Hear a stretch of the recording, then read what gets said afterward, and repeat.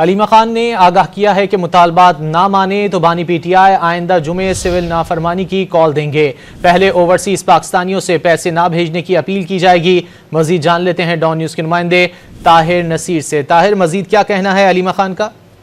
जी देखिए, central jail Adiala में media से गुफ्तगू करते हुए अलीमा खान ने यह कहा है कि जुम्मे तक मुतालबात ना मानेंगे तो ओवरसीज पाकिस्तानियों को कॉल चली जाएगी। पहले ओवरसीज पाकिस्तान से पैसे ना भेजने की अपील की जाएगी और जुम्मे से सिविल नाफरमानी की तहरीक की कॉल भी देंगे।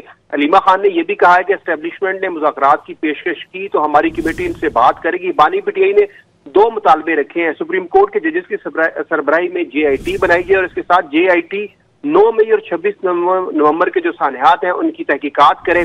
अलीमा खान ने गुफ्तगू में यह भी कहा है कि बानी पीटीआई ने यह भी मुतालबा किया है कि तमाम जो गिरफ्तार कारकुनान हैं, जो अभी रिसेंटली धरना हुआ था उसमें गिरफ्तार किए गए थे, उनको रिहा किया जाए। जबकि जनाब विनी ऑपरेशन में अभी तक 150 पाकिस्तान तहरीक इंसाफ के कारकुनान लापता हैं। अलीमा खान ने यह भी इंकशाफ किया है कि जब मुश्किल वक्त आएगा तो मोहसिन नकवी मुल्क से फरार हो जाएगा। ताहम अलीमा खान का यह कहना था कि आइंदा जुम्मे से सिविल नाफरमानी की तहरीकी कॉल देंगे। जी बहुत शुक्रिया ताहिर नसीर इन तफसीलात के लिए।